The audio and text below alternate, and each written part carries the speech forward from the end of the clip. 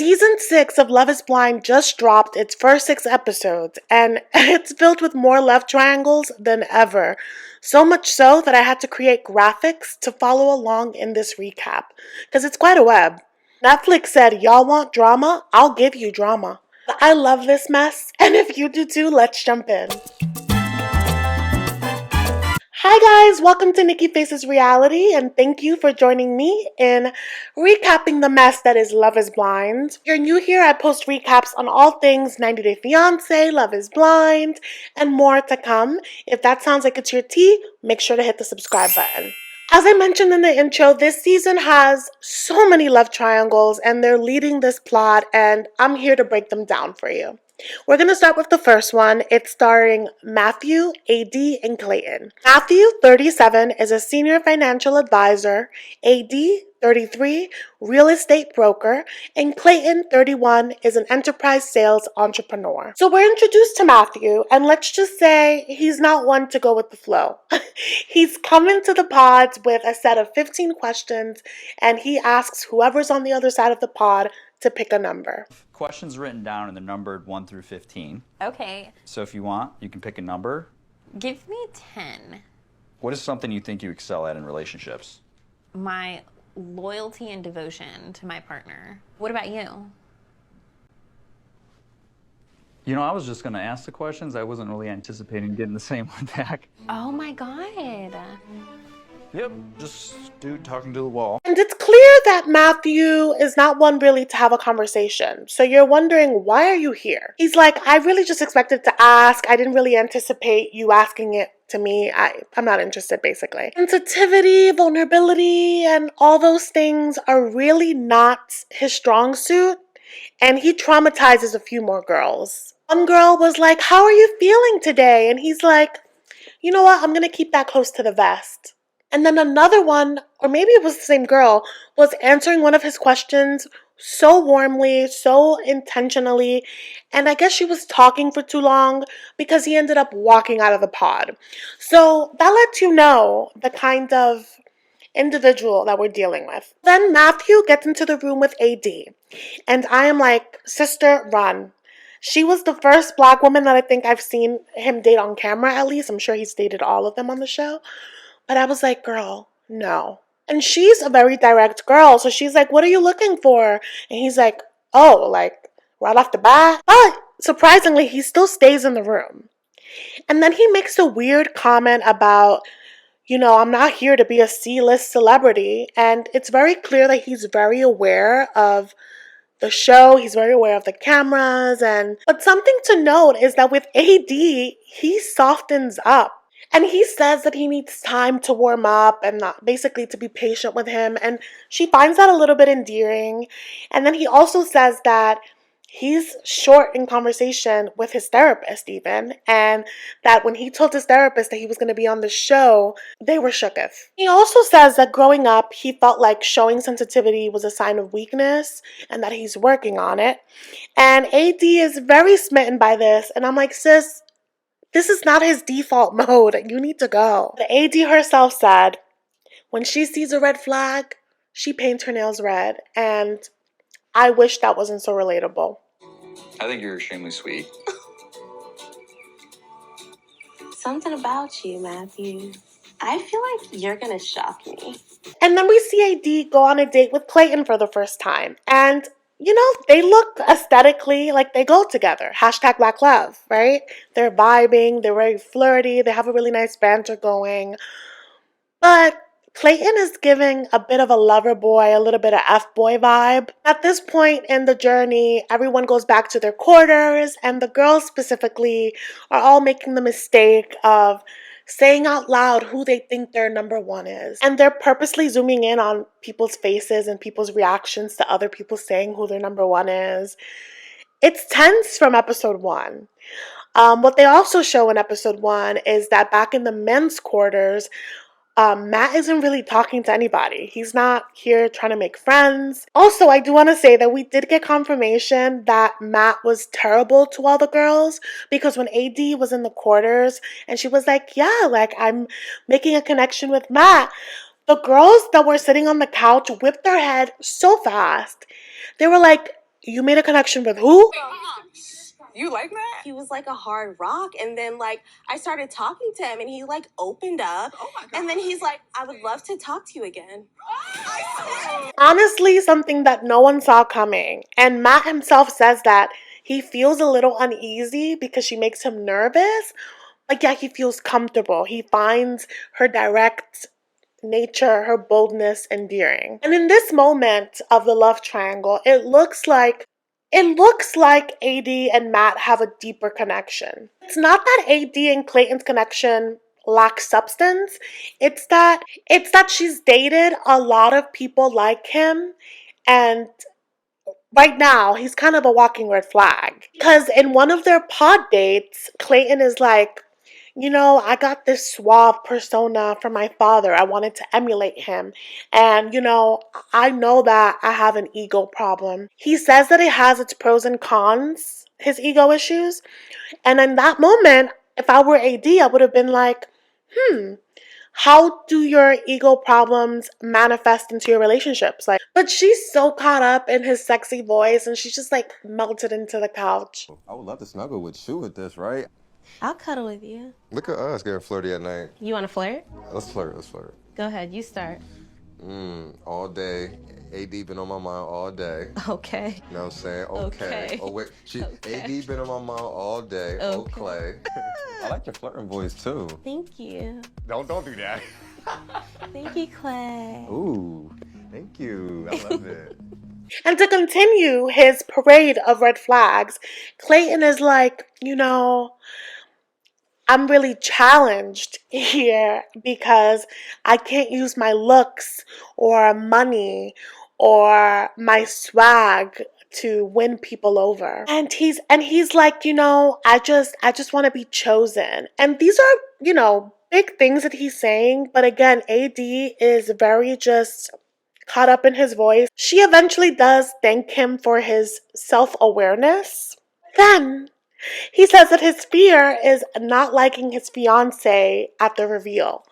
And then I ask myself, why are you on this show? Do you know the premise of this show? AD at this point is locked into the conversation, and she's like, are you trying to talk about appearance in a show that's an experiment about not talking about appearance? Is that what you're doing? So she's like, how do we talk about this without it ruining the experiment? Like, what exactly are you looking for?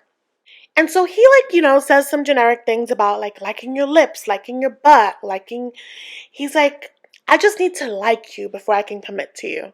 And at this point, AD's rolling her eyes because she's like, what a scrub, And she's standing her ground on, if you're telling me that you're not going to propose to me because you need to know what I look like, you don't belong here. I'm not going to tell you, and we probably don't belong together. So at this point, she rolls her eyes, she leaves the pod, and this only makes Matt look better in her eyes. She's gotten the ick from Clayton at this point, right? And so back at the pods with Matt and AD on a date, he's like, you're so amazing. I'm just so jealous knowing that you're dating other guys, but you're amazing. So of course you're talking to other guys. He's like, and in trying to sell himself to AD, he's also trying to gauge where she's at and being extra honest about who he is. So he's like, if you're looking for the guy that's going to be the center of attention, I'm not him. And in my mind, I was like, yeah, you're not him, but Clayton is. I guess she has a decision to make, right? But we're not there yet. He's really, laying it thick of I really care about you. I've been thinking about you all night. And he's like, honestly, it's you or nothing. I'm either leaving with you or I'm leaving by myself. And at this point, this is a declaration of love without saying I love you, in terms of the show. And so AD's on the couch, her eyes are watery, and she's like, she just can't believe that she's receiving this kind of, devoted speech, but especially from Matt. And she tells him the feeling is mutual. And in my notes when I was watching this, I was like, is he love bombing her or is this sincere? It just felt like a lot because he was like, you know, you're my greatest accomplishment. And he's like, yeah, like I just wanted to call my mom and talk about you. Talk about race. They talk about who he would need to talk to get her hand in marriage. Her dad passed, so it would probably be, you know, her brothers or something. But he's like, has engagement on the brain, is trying to let her know that like he wants to give her that. She's leaving the date feeling like she's on top of the world. She potentially found her fiance. It's someone that she never saw coming. Like, what a fairy tale. And she's going to the quarters and she's on a high and she sees, you know, the girls around the island in the kitchen. And she leans over and the girl Amber, one of the contestants, is talking about all these amazing things that Matt told her. And she's telling the girls, yeah, he told me that it's me or nothing. Like, if I wanted to leave right now with him, that we would leave the show. And AD's face is like, who told you that? And she doesn't, you know, burst Amber's bubble or anything. She's smart, okay? AD is smart. She stays there. She gathers all the details that Amber is telling the girls. And all you see is through AD's lashes, just the fury. Her eyes are red. He talked about like asking my dad. Oh yeah, before your interview. And if he can't do that, I can leave. And I was like, I'm fine with that. That's the last thing I'll leave too. Hearing Amber say verbatim that Matt was like, yeah, I need to get your dad's permission to marry you. Basically, all the things that he told AD, I don't think I would have had that level of restraint. Because as a viewer, I'm listening to it and I'm clutching my chest. She doesn't say anything in this moment, but later on, she confides in one of the other baddies, Alejandra, I think her name is. AD's like, girl, shit is getting weird here. And then she tells her, like, everything he told Amber, he told me already. He told it to me yesterday. And he told all those things to her today. Like, these men are playing with me. And at this point, she just feels like, why did I attract this? My two contenders are one that only wants to talk to me if I look a certain way, and the other is actually a liar who's led me to believe that he has an inability to talk to women, but actually he's pretty smooth at talking to women. He has a script. She's furious. Her next date is with Matt, of course, and she goes into the pod. And she's like, I've been hearing some things that sound a little familiar. He must have felt the chill in the air because he didn't even sit down. And he was like, is it about Amber? Huh. Funny that you know who she's talking about. Well, AD tells him like, it sounds like you've told her the exact same things that you've told me. And he's like, no, that's not true. I didn't tell her the same things. The things that I told you had more intensity. I meant it. And the thing is, from what we've seen, Amber does not have a reason to lie. And so as he was speaking, he kept taking these long, dramatic pauses. And I was like, this motherfucker is coming up with his lies as he is speaking. He's been caught, and his bogus reason of him like not saying the same things or of the same intensity, AD was not buying it, okay? I think the most sinister part of it is that he really got into her psyche, because then he did this weird thing where he was like, you've seen the show, right? You see that people sometimes build deep connections and then they, you know, have this beautiful relationship and then they make it to the altar and they don't get what they want. You've seen that, right? Felt like he was almost like dangling, like, this could happen to you if you're difficult. Like, you may not get that big proposal you want. You may not get that wedding that you want if you're difficult. It felt so nasty. He just ends up flipping the whole thing, making it seem like, you know, she's being problematic for like nitpicking on how he goes about dating people, and because she's dating too. And I'm like, the problem here isn't that you were dating other people. The problem is that you're saying the same significant things to everyone and claiming that you're not. That's the problem. So of course, AD's next date is with Clayton, and she is feeling a lot. She's just gone through this crazy moment, and she doesn't really know what to feel with Matt. And Clayton and her have a bit of a relationship where it also feels like friendship already. So she goes into the pod, and Clayton is so apologetic. He's like, I was out of line for asking about, your appearance. I'm very sorry. He says that this persona, again, he keeps referring to it as a persona. This persona that he's taken on has been a manifestation of his insecurities. And apparently he used to be a nerd. And AD again is like, listen, you scare me because you are a lot like the guys that I've dated before, but the difference between you and them is that you have awareness. Our sis is spinning because she's gone through the craziest day, right? So she's like, woof, what an emotional roller coaster. She says that out loud, asks her to elaborate, and so she goes into the tale of Matt. And so as she's telling him how Matt was being very deceitful and making things weird in the girls' quarters, Clayton is just making laps around the room. It's like nervous energy. But we find out that it's actually anger. Why are you telling me this? This has nothing to do with me. Are you not feeling me or you are? Because what you just told me has nothing to do with me. Well, what love triangle am I in? We could have that transparent convo. It's me and you and Matthew. Matthew? Oh my fucking God. And if they were in a relationship, I get it. I'm like, I don't want you talking about your ex. But this is an experiment where they're all dating people.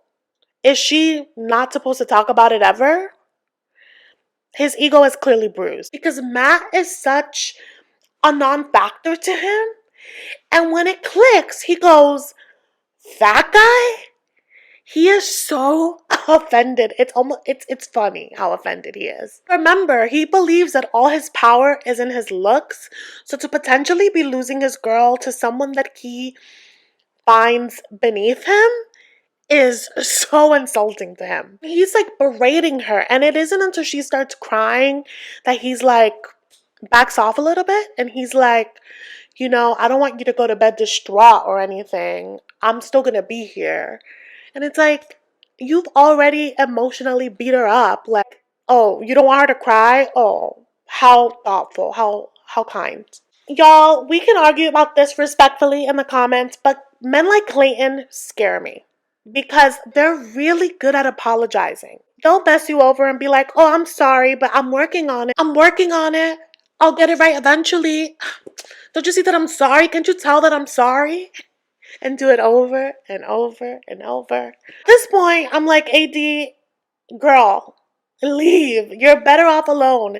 You're picking between both evils, honestly. So AD goes back to the women's quarters and she's distraught. And the girls come to console her, including Amber. And that's when AD lets Amber in on what's been happening. Like, girls, you're being bamboozled. And Amber's face was so heartbreaking because she's just you could tell she's a good person because she wasn't just upset for herself. She was upset that she had anything to do with AD's heartbreak. And she was like, I'm sorry that I took that from you, that experience from you. And I'm like, you didn't take anything from her. This is all Matt's fault. But it was just really kind. Well, AD and Matt have another pod date, and it is tense. And Matt is like, Amber left, and she left because of me. And you can see that in this moment, he's like, wow, I really may leave here with no one. Like, I've really screwed this up. He's so fixated on how he's going to be perceived. And I don't know if he's just delusional or if the editors hate him and they've edited him to be this bad. Because he's like, America loves an underdog, and I know there's millions of people cheering for me right now. America was in fact not cheering for him. And at this point, it's very strange because he's denying that he did what he's being accused of. Also, clearly very bummed about Amber's loss. So I'm like, okay, like it's starting to look like maybe you had a deeper connection with Amber. And he tells AD, like, I don't think I'm going to be able to give you what you want. I'm not going to be able to give you that moment. AD walks out, and then he walks out and heads to the quarters, and we hear him say, screw it, I'm going to go find Amber. So it looks like he's out, question mark, because then AD is on a date with Clayton and he apologizes again. Well, it's like 20 minutes in, and I'm realizing that I keep calling that man Clayton. His banner says Clay. I assume he wants to be called Clay. I don't know where I got Clayton from. Sorry to this man, but just ignore it for the rest of the video. It's Clayton, it's Clay, okay? Okay. For acting triggered, and she's like, no, I was telling you something that was hurting me, something that was keeping my mind occupied, and I wanted you to meet me with compassion, and you didn't. And Clayton is just so smooth because he's saying all the right things, and he's like, this process is really, like therapy. I'm really just learning about myself and being more sensitive and learning how to communicate more, you guys. And it doesn't help that he's sexy, And they seem to get past, that awkward conversation that they had about appearance. It does come back.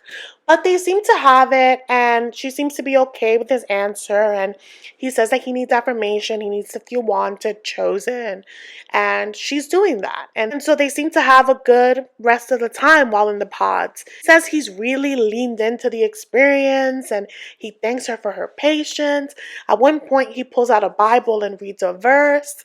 And she's like, he's just shocked that he's fallen in love in this way, and he gets down on one knee, which he said he wouldn't do, but he did it, and proposes. And of course she said yes. Shrieking so hard, I was like, is this girl breathing? Is she okay? But they're proposed, and then of course we see them meet. And let's just say looks were not an issue, okay? Because they could not keep their hands off of each other. They were so affectionate, so locked in. AD was killing it in that dress. I was distracted by her lashes, but she looked incredible. And that's where I'm going to stop with them for now. I want to get into the next love triangle. Love triangle involves Jessica, 29, executive assistant; Jimmy, 28, software sales; Chelsea, 31, flight attendant and event planner; and Trevor, 31, project manager. So this is more like a love square, okay? Things get messy. So we're first introduced to Trevor. He's this big gym bro who's used to being judged by his appearance. And he just, wants someone to get to know him for him without making, the assumptions that people make. Radar went off a little bit when he was like, I'm a nice guy. And I'm just like, every guy that says that they're a nice guy is in fact not. See him go on a date with Chelsea, and they hit it off from the beginning. It's funny because his dog's name is Chelsea. And when we meet Chelsea, I really like her. She seems like she gives the energy of someone that doesn't mess around, which is interesting because she ends up being more of a sensitive soul later down the line. But she has tattoos, she's cool, and their banter is off the charts. And her next date is with Jimmy. He automatically loves that he wants to travel because one, he works remote, and two, that means that he can join her on all the adventures. Then we see Jimmy with his next date, which is Jessica. And Jessica, my alarm bells went off with her. She just gave me the air of pick-me. I'm not saying she is one. I'm just saying that was my assumption. When I saw her, I immediately knew that she would be one of the most followed cast members. And I was right. She's a beautiful girl and she knows it. She has a 10-year-old daughter, but she's not planning to tell any of the guys.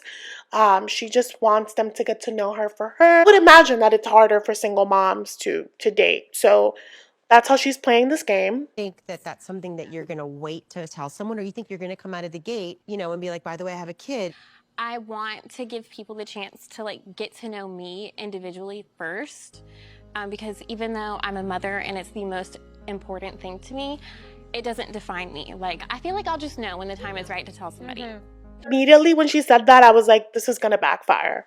I don't know if it was the editing, but their conversation seemed very lackluster. She just kept laughing at all the things that he said. And then all of a sudden she's like, I have a good feeling about you. Is this the first time that we've seen a parent on Love is Blind? I just can't imagine, because in the first few weeks, they're isolated from the world.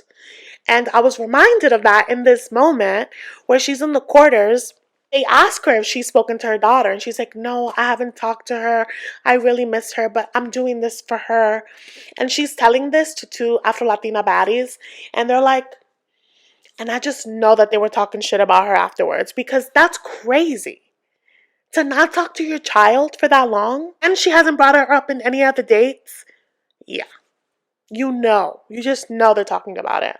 Day has come where she has to come clean to Jimmy because she's realized, okay, we're at a standstill. If I don't tell him about this, we can't really get deeper. We can't really have certain conversations about our future. She goes into the room and she is laying it thick. She's like, oh, there's my husband. Oh my God, did I say that out loud?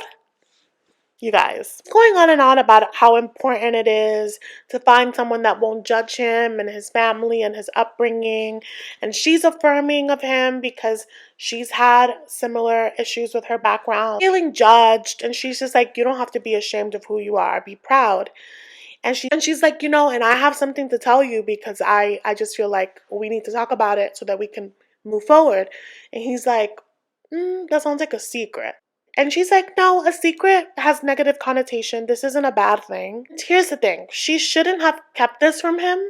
So however he reacts, she needs to take it. She needs to just, allow him to process. Tells him, I have a daughter and I just need you to know that. Like, it's a huge part of me. And he asks her, of course, like, why didn't you tell me this before? And she's answering it. And this whole time he's just like touching his hair. Like, it's like a nervous tick almost. He just needs to move his body because he's like, this is huge. If I marry this person, I'm going to have a daughter. He's saying that this isn't a deal breaker, but he's sweating. He's moving nervously. It's very clear that this revelation has made him uneasy, but he's saying that it's fine. It's cool. He is having a hard time processing this because he really likes her, and it's like starting at zero again and getting to know her because he's like, do I really know you? But he does like her, and he also likes Chelsea. Jimmy cannot catch a break with the women on this day because then Chelsea is like, I have something I've been wanting to tell you.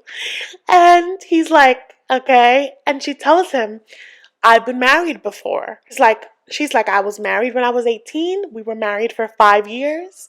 And then we broke up because we just outgrew each other. But it was no bad feelings.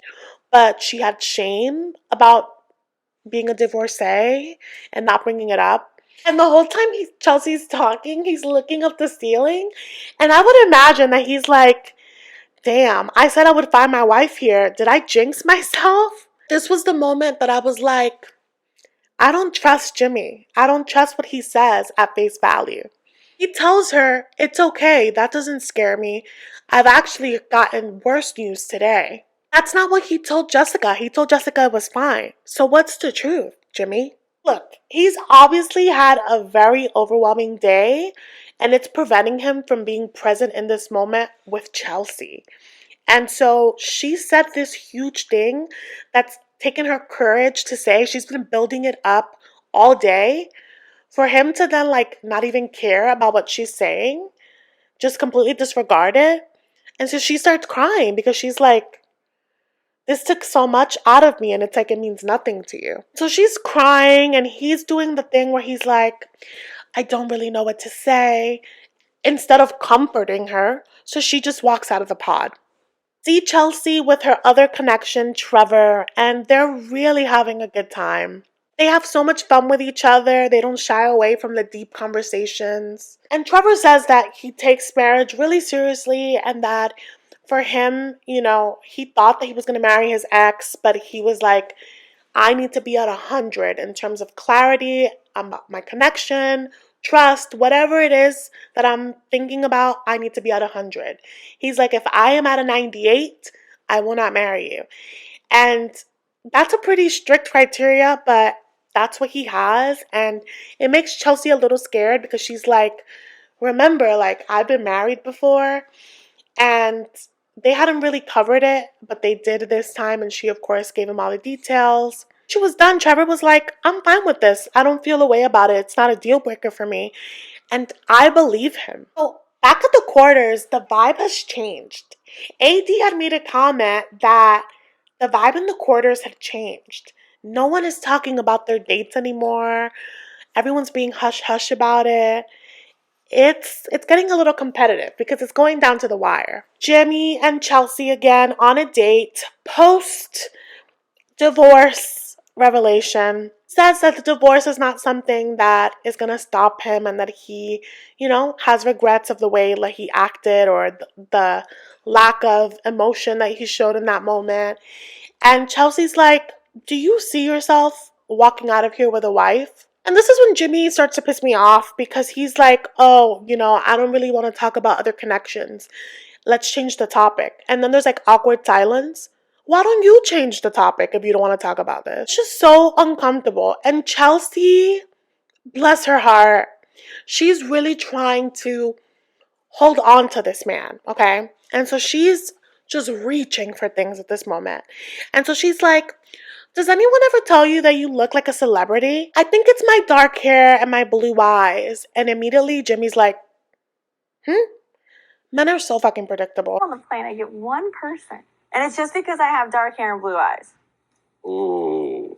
But I don't see it. So don't get excited. I don't even know if it's MGK's wife or his girlfriend. Megan Fox. Chelsea, that is a reach. You are a beautiful girl, but you are not Megan Fox. Continuing with this love square, Jimmy has a tough decision ahead, right? He's like, I really like Jessica, but being a father, like, what is that going to mean in our setup? Like, I don't want to overstep boundaries.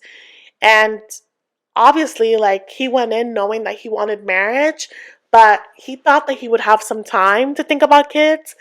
If he chooses Jessica, he automatically has to step in 2 roles. So it's a lot, right? And we see him on a date with Jessica and shares a little more about her daughter, and she expresses that she has so much mom guilt. He asks her if she's interested in more kids because it's important to him that he has his own, and she's about it. You've never known me any differently than just like being obsessed with you, but that is so not me. I don't ever give compliments out. I get so happy when I leave here. Like, I'm happy coming in here, and then I'm like, when I'm leaving, I'm like, I know I could do a heel clap. I miss you. At this point in the game, he's talking really big plans with both of these ladies. Trevor and Chelsea back in the pods are going really strong. Trevor is definitely falling for her, but he's afraid to say it. I mean, they are aligned down to the small things like wanting to sleep with a fan on. Chelsea makes me feel just like an overwhelming sense of genuine happiness. It almost seems like she was brought here just like for me. Our personalities just blend so well. They have this really funny moment where she's like, I wish I could imagine you. And he's like, how would you imagine me? And she says, I imagine this big guy laying down. And somehow in the conversation, she guesses that he has a mullet. And he's like, do you really like a mullet? And she doesn't believe that he has one. And it's just so funny that she's like, yeah, I'm into that. He feels like he has found a unicorn. So she's having some really deep feelings, right, for Trevor and Jimmy. And she's at a date with Jimmy after being with Trevor. And she's just like, this process is so hard. It's sinking in for her that someone's going to get hurt. After she gets some liquid courage in her cup, she's like, yeah, and I'm being cornered in these streets about you.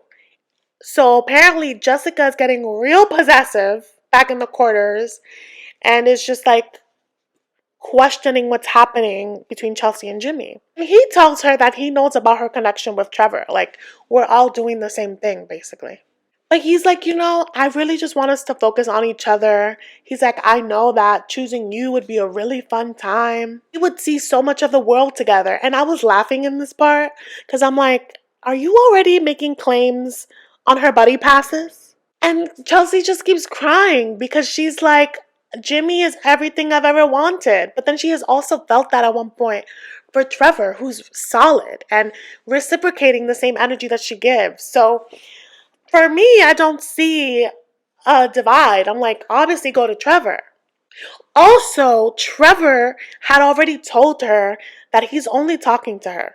He's like, it's you or nothing. And yet, even though he's made this decision for himself, he's like, don't feel pressured to not date other people. Like, you do things how you see fit, but just know that you're the only one for me. He told her he loves her and she is over the moon, but then equally distraught because she's like, who am I going to choose? I can visualize myself with both of these men.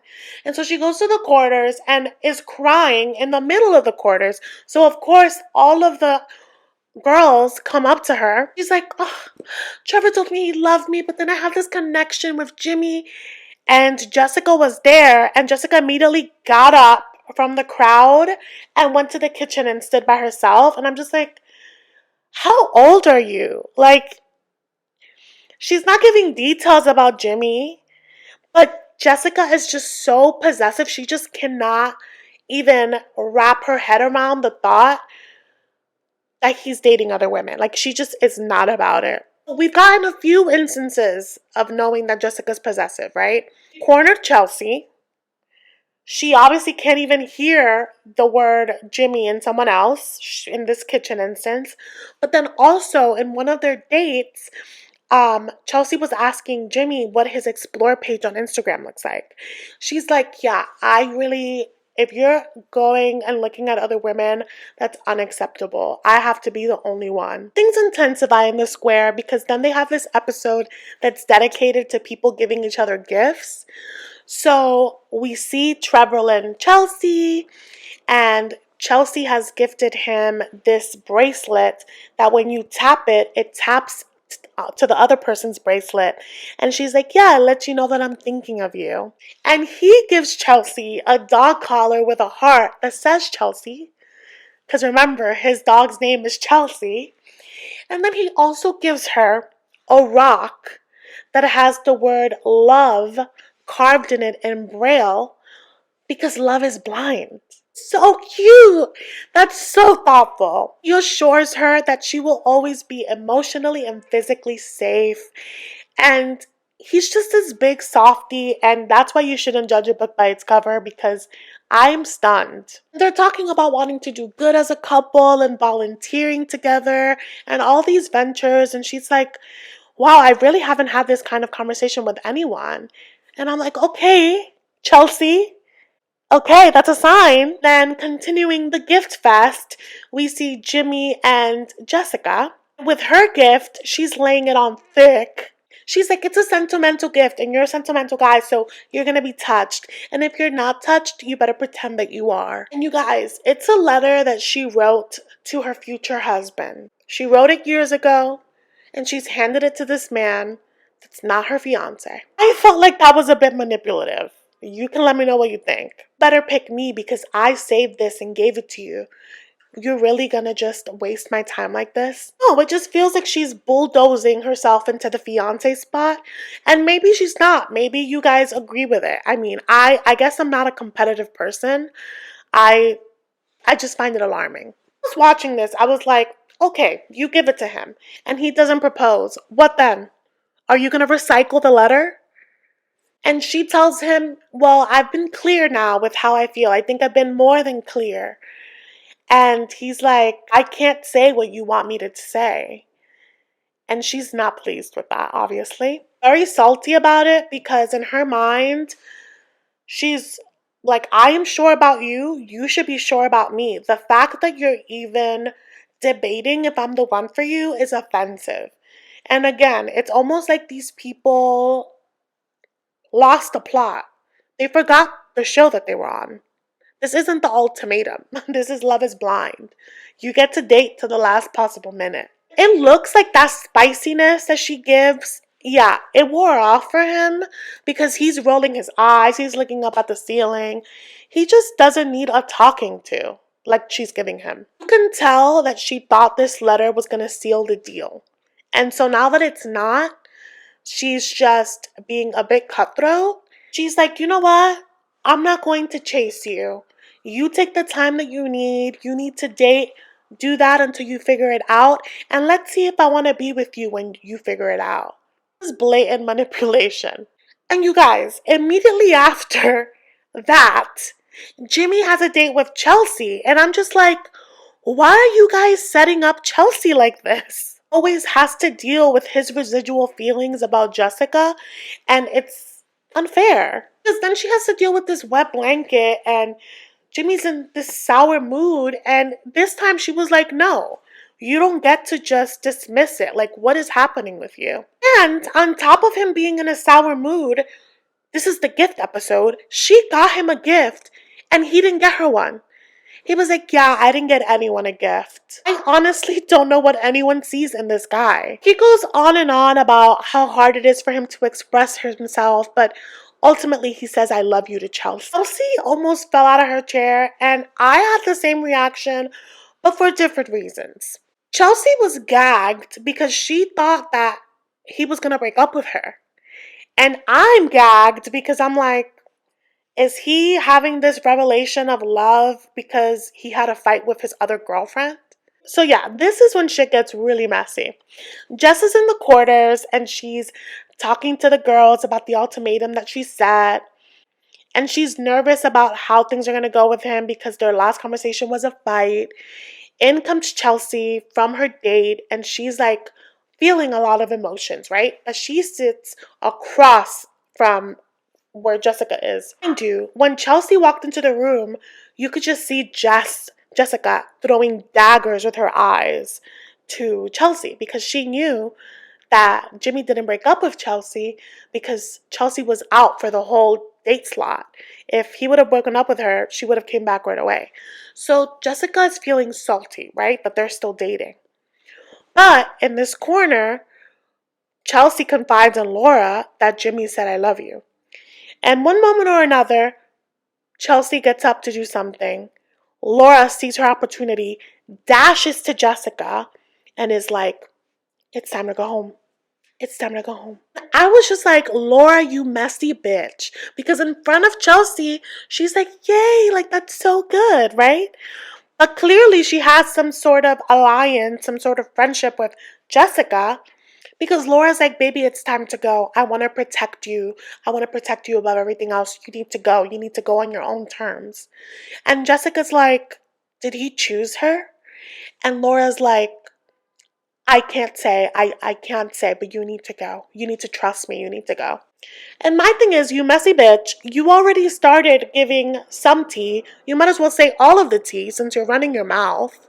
I'm just like, Laura, you're not Jessica's friend. If you prefer to have her imagination go wild rather than just tell her exactly what you know. Because you've already betrayed Chelsea. So just commit to the crime.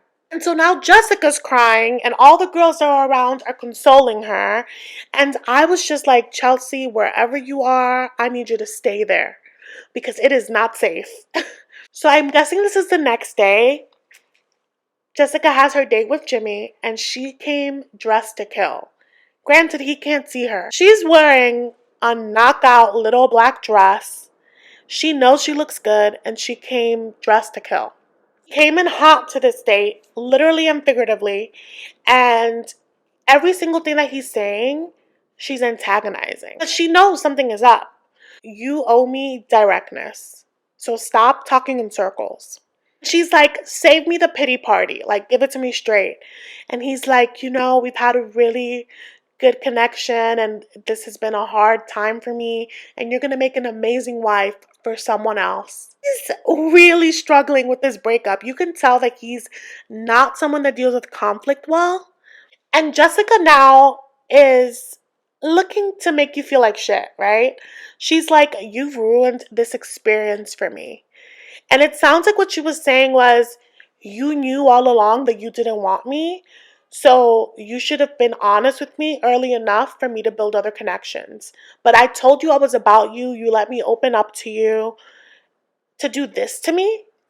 And again, I don't think it's fair to put all the blame on him. The premise of the show is to date to the last minute, to date multiple people. I get being hurt, I get being upset about it all, but you can't be upset that someone did what they had to do for themselves to the last minute because you had the same opportunity. You guys, and she is letting it rip. She is not holding back.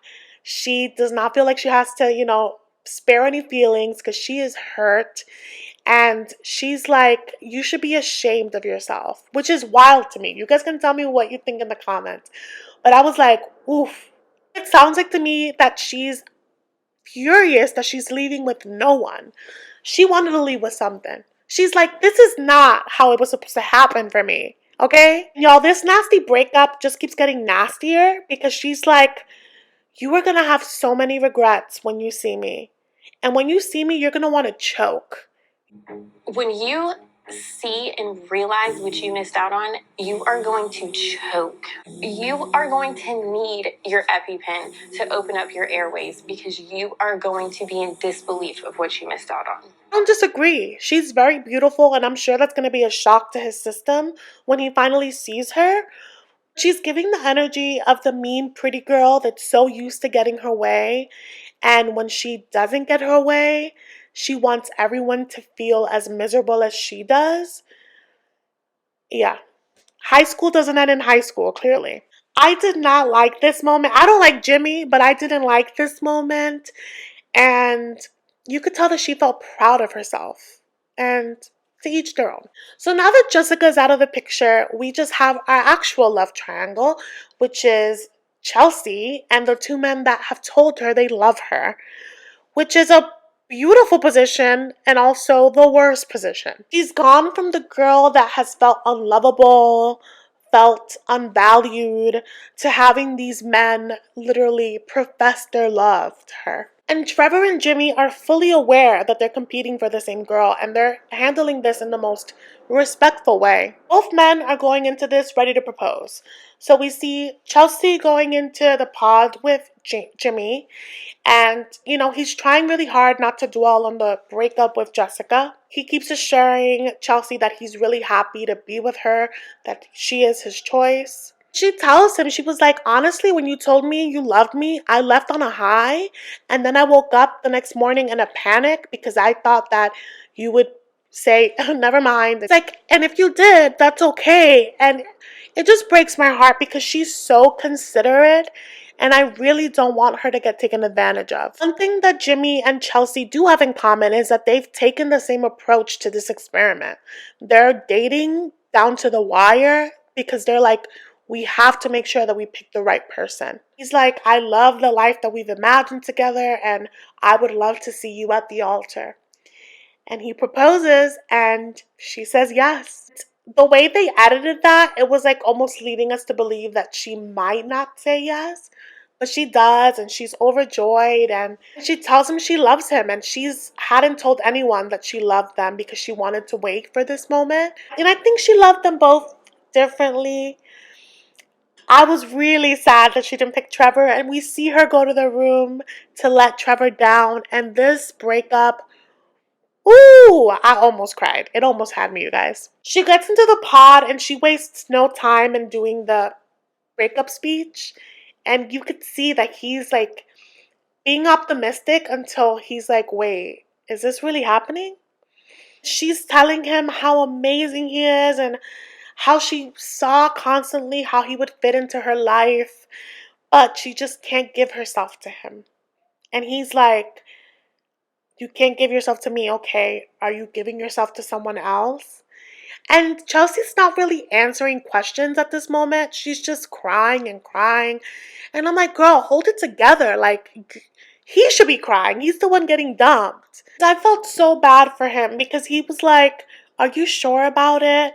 He just wanted to get to the root of why she didn't choose him. She just wasn't able to verbalize the reason.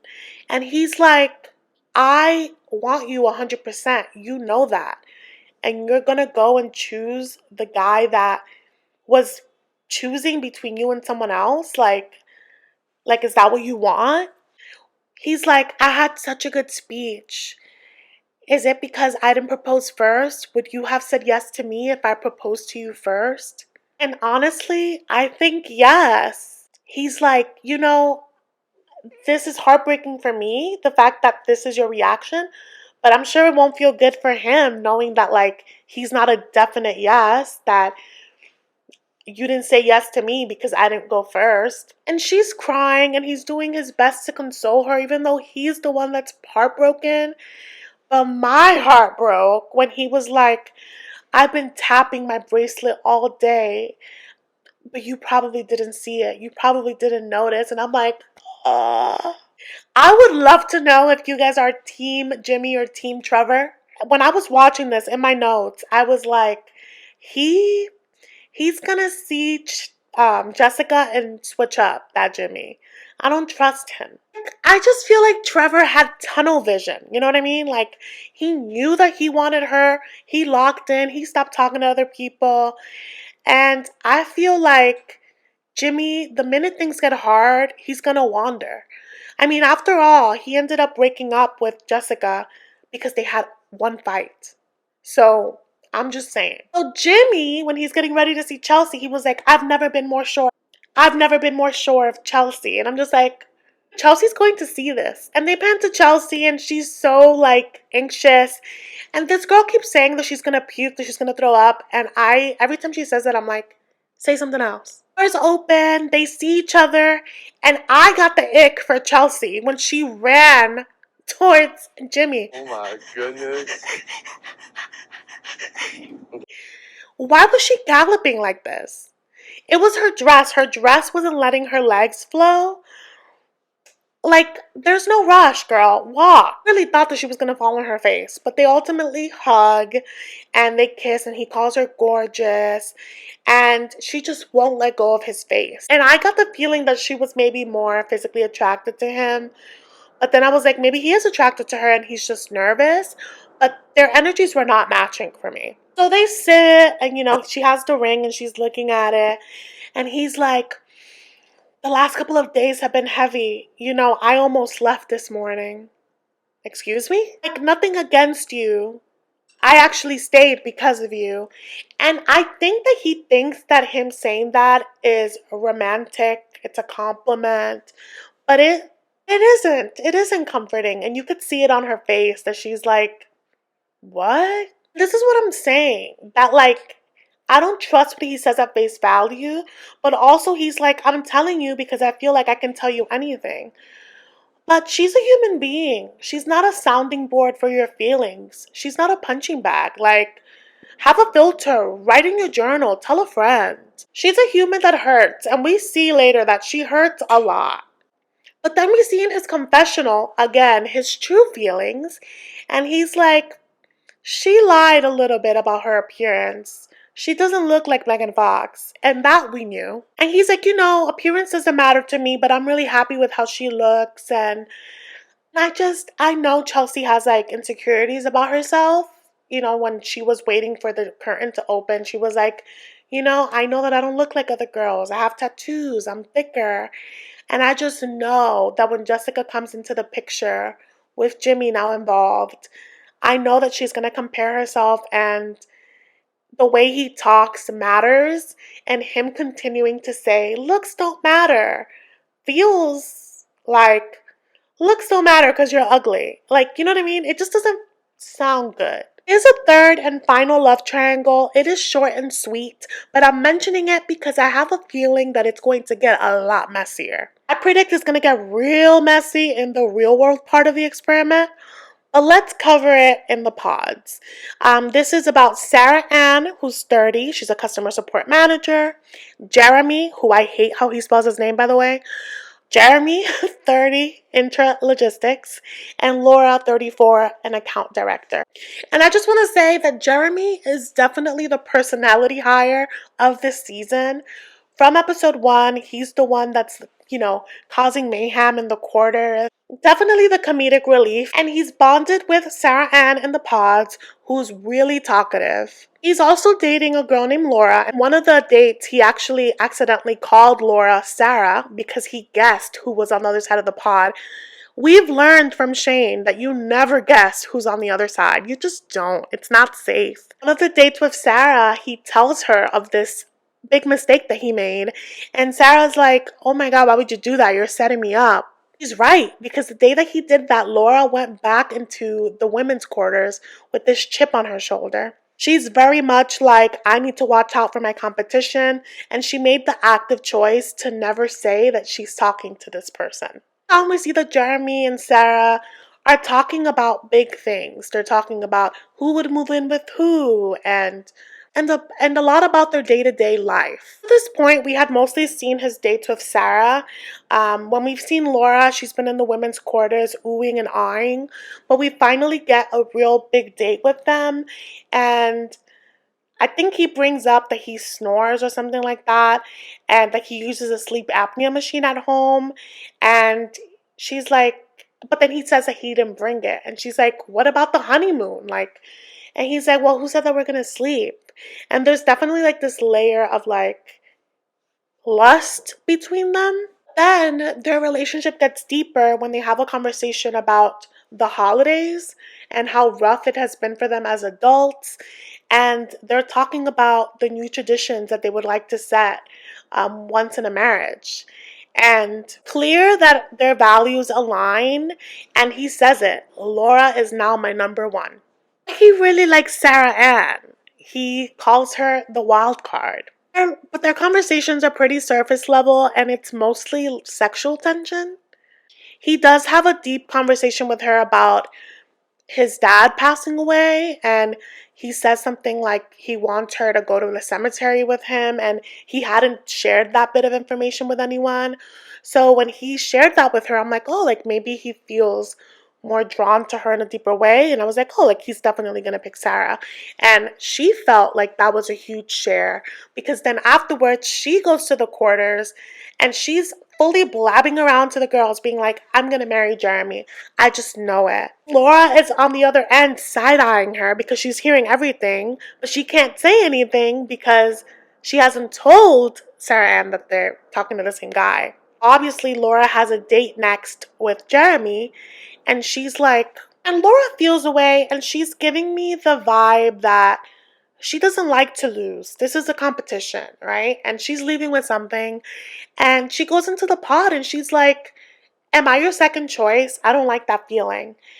And it gave me flashbacks of Micah and how she was acting with Kwame. Feels like she just doesn't want to lose to Sarah Ann. And she tells him, she's like, I've made a list of pros and cons. There's more pros about you. And she just wanted him to say the same for her. The way Jeremy responds is like, oh, I've been thinking about you all night, and just all these things. And I'm like, okay, if that's true, then stop wasting Sarah Ann's time. And so the next time we see him with Sarah Ann, he wastes no time in breaking up with her. I'm just saying, we've seen people break up and get with their second many times, and I don't know. But he breaks up with her, and he's like, I'm gonna move on with my other connection. And she's like, Laura. I guess she found out.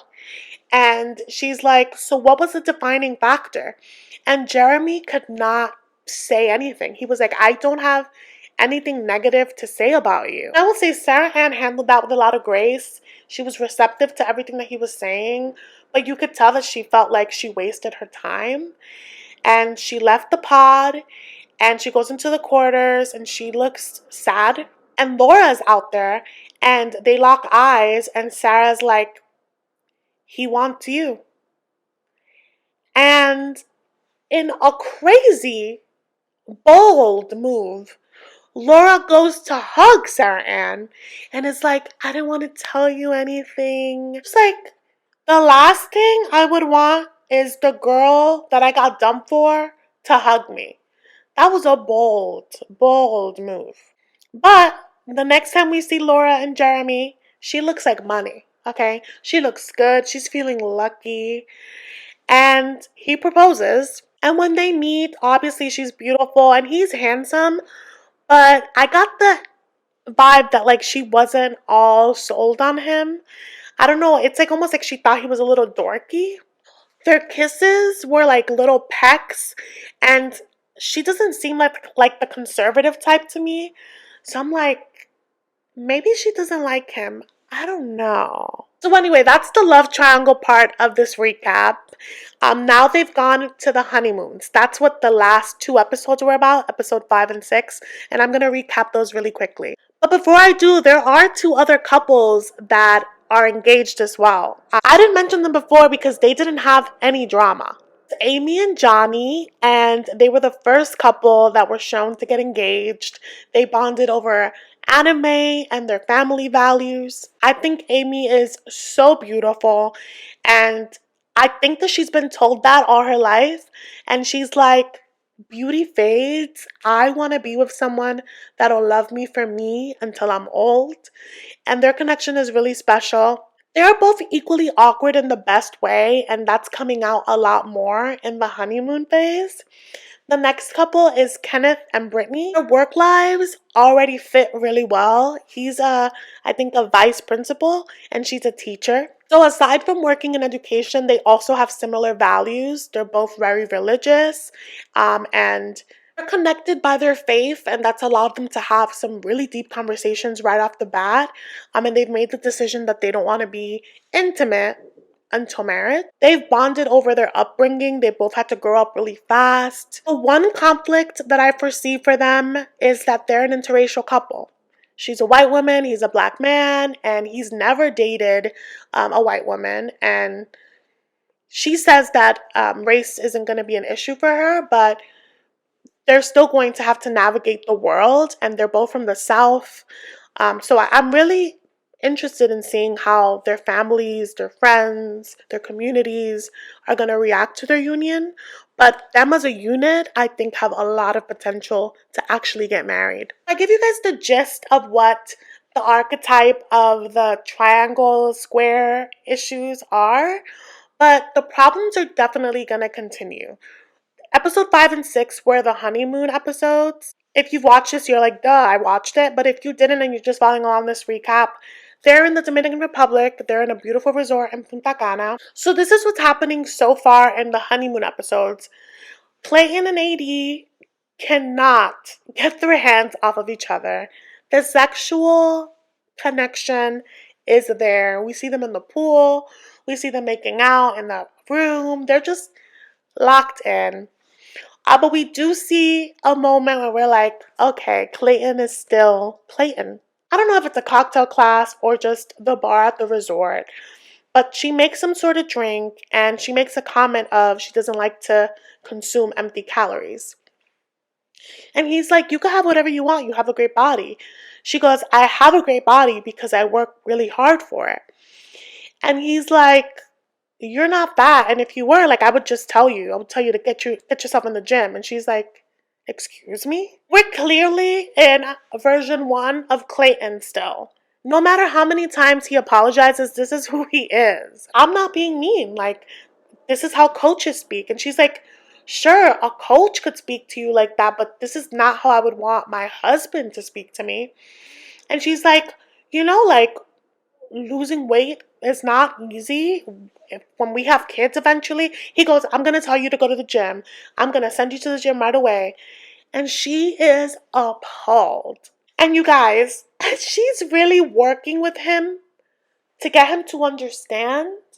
I want to hug AD because she keeps rewarding him for him showing some sort of awareness, but that awareness is fleeting. He's like determined to get him to therapy, and they end up having a heart-to-heart about her daddy issues and love and not feeling like you're worthy of love. And they end up agreeing that there's no rules in marriage, that they get to create their own rules and set themselves up for success.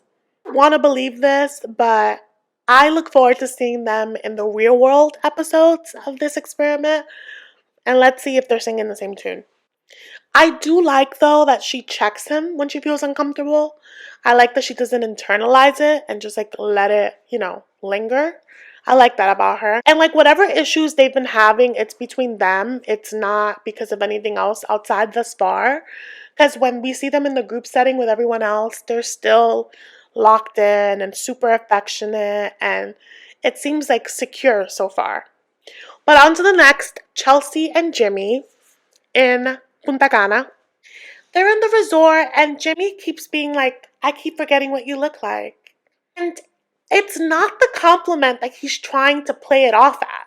He's like, I forgot what you look like. I was so excited at the reveal that I kind of blacked out. And he's like, I have a bone to pick with you. You said that you weren't going to tell anyone that I told you I love you. And she was like, I didn't tell it to the group. I told one person and she must have blabbed. And he then plays it off. But I'm like, if this is your fiance, if this is the person that you knew you loved, why would it be a problem if she tells other people? And then he tells her the comment that Jess made about her looking amazing. But then he's like, but looks aren't important to me. But you look great. He keeps saying, you look great. And he keeps saying, you look so good. You look so great. And it's like he's trying to convince himself that he's attracted to her. And she's clearly sitting with a lot of insecurities. And so at first, I think that they're going to be fine. And they're not. So when they were in the pods, Chelsea and Jimmy giggled a lot. He said that she laughed so much that they laughed more than they talked. And then they're at this resort and she's like Eeyore. She's just so sucking the energy a little bit. And I think it's because she doesn't feel secure, but a lot of it is her spiraling, which isn't fair to her experience, his experience, their experience. So after they brush their teeth and stuff and they lay down, this is supposed to be pillow talk. This is supposed to be a moment to connect. And she's like, are you excited? Are you happy that you picked me? What was the first thing that you thought about when you saw me? And he was like, I'm going to keep it PG. Because, after all, they are on a show. He's like, I liked your teeth. And she did not like that he said that. And he was like, you have a beautiful smile. I've been spending 3 weeks with just your voice. And you've mostly laughed. I noticed your nice teeth. And at this point, I'm not sure what she wanted to hear, but it is clear that she is someone that requires a lot of affirmation. But that's not a problem.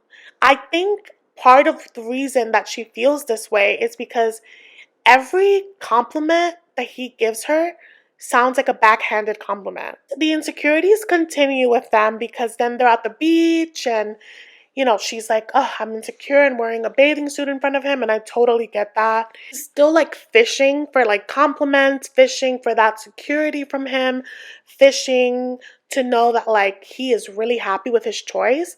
But at this point, he's told her over 20 times on camera, and I'm sure that gets old after a while. I will say there's a part that's funny because she asks him if she's his type, or what his type was before getting in the pods, and he dances around the topic. He doesn't want to answer, and she answers it, and the person that she describes is literally Trevor. So, funny. They both say that affirmation is important to them. He says that as long as he hears I love you constantly, he'll always be by her side. And she wants to feel desired, and trust is really important because she's been cheated on. So she just needs that security. And every season we see that in the honeymoon location, there's a night where they bring out all the couples so that they can all, bond, talk, mingle. And Jimmy is talking a big game to the guys, being like, yeah, I'm sure my relationship here is smoother than all of y'all's. His relationship was in fact not smoother than all of theirs. Because Chelsea, his fiance, is very insecure in a corner, and she's overcompensating for that uneasiness that she's feeling. Her fiance thinks that he's in a completely different relationship and he's just oversharing. I think it's also the alcohol. But obviously, he's seeing everyone for the first time, right? So he goes to his fiance and he's like, yo, AD is stacked. That's crazy. And Chelsea in the moment seems cool. She's like, yeah, it's like a bookshelf. And like obviously they're obviously talking about 80s derriere. But Jimmy said that to her in confidence. He didn't say it as like, I'm attracted to her. It was just an observation. Chelsea proceeds to then word vomit and scream it to AD in front of everyone. And Jimmy is as red as a tomato because it is embarrassing. He did not want that information to be out there, and it's easily misconstrued. And you guys know Love is Blind plies these people with so much alcohol. And so everyone is drunk, everyone's feeling, extra social. And so Jimmy is at one point talking to AD, and I feel like they're dancing on the line of flirty, but AD is not trying to get with Jimmy. And I don't think Jimmy was trying to get with AD. I just think that she's an attractive woman. She's showing cleavage. It's his first time seeing her. He's like, oh, this is what you look like. Like, he wasn't trying to, like, get in her pants. And again, everyone was drunk. Chelsea was drunk herself, and she was right behind him in the bar, close enough that I think she could hear everything.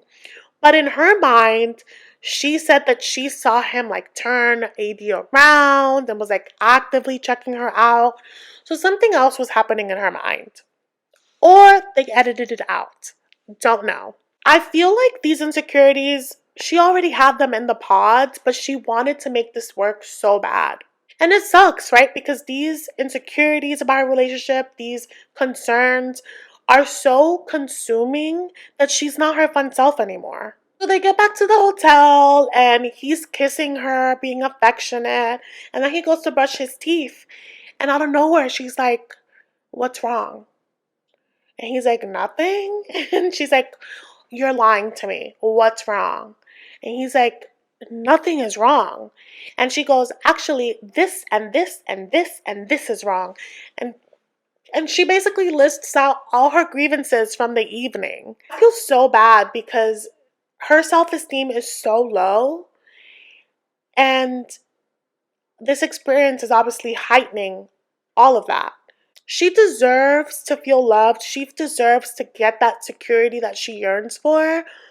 But sometimes when your self-esteem is so low, you could be showered with gold and you just can't receive it because you just don't feel worthy. And so he's been apologizing. He's been saying the right things in this moment. Earlier, not so much. But in this moment, he's like, I'm so happy that I chose you. Like, I wouldn't have proposed if I didn't feel sure about you. He's throwing out all these affirmations. And she just keeps saying, well, I was hurt. I was hurt. And he's acknowledged it and apologized. And it just didn't feel like she was satisfied. It got to the point that I was like, I am not sure what it is that you're looking for out of this conversation. But also, you guys, this is not a conversation you want to have when you're drunk. Now, with Laura and Jeremy, I think Laura thought that she was going to get in this relationship and run Jeremy. And he may be funny, he may be loving, he may be dorky, but he is not a pushover. And it starts with the little things, right? When they were in the pods, he was like, yeah, I love my Hawaiian shirts. When she was being a pick-me in the pods, she was like, yeah, I love that. I will never change you. They're in the hotel room and she was like, can you wear adult clothes, please? He was all excited about the Hawaiian shirt that he was wearing, the one that he has planned for tomorrow. And she's like, can you wear adult clothes? From the reveal, Laura has gotten the ick from Jeremy, okay? He jumps in the pool with his clothes on. She doesn't like him. He has glasses on. He's being funny, dorky, splashing her with water. She's at the edge of the pool like she would rather be with anyone else. So I get the vibe that she's on it mostly for screen time. And she just makes a lot of small digs. We see them shooting arrows and he's eating a banana and she's like, that reminds me of something. So she's clearly making like weird jokes about his penis size, and it just felt emasculating and hurtful, and I I can't imagine doing that to a fiance. Like, where's the respect? It's almost like she hasn't grown out of the when you like someone, be mean to them phase that you do when you're in kindergarten. And then there's the bean dip joke. So apparently in the pods, Laura used to flap freaking AD's boob. And so then it was an insider between them that she then took a step further and told Jeremy, make sure to hit the bean dip. But Jeremy didn't know what the bean dip was. And I feel like you're talking about a dark-skinned black woman's boob. That feels a little, there's a little racial undertone in there that I don't like. And Jeremy talks about the bean dip in front of Jimmy, Clayton, and AD. No idea that this was about AD's boob. So he's just flabbergasted and upset that he might have offended AD and her fiance Clayton. And so they're all like shooketh, and he's like, why would you set me up like that? Girls are talking about it, and Laura's like, oh, it's just a joke. He's making a big deal. I don't understand what the big deal is. And AD's like, it is a big deal because you told him to slap my boob. Like, it is a big deal to him that he might have crossed that line. And Laura's like, it's just a joke. It's not a big deal. Like, she just kept downplaying it and was annoyed that people weren't letting her slide with it. And to the point that she wouldn't let go that Jeremy had that moment. So when they got together again in one of the benches, she was like, I'll deal with you at home. And it was very much like, you're in trouble. Like, you're on the shit list. And you don't treat a grown person like that, but you especially don't treat your partner like that. And he was like, I want to go home. And she's like, to the hotel or home? He goes, I want to go home. And he walks off back to the room. So things are tense. And from the looks of it, there's going to be drama with Sarah Ann back in the picture, Trevor, Jessica. I literally cannot wait for the next drop of episodes. I don't ever remember them releasing this many episodes at a time. It was a lot, but it still feels like we have so much to cover. There are definitely a few people that are faking happiness. I cannot wait to see what happens next. Please do let me know what you think in the comments. Like, share, subscribe, do all the yummy YouTube things. Thank you guys so much for watching, and I will see you in the next drop.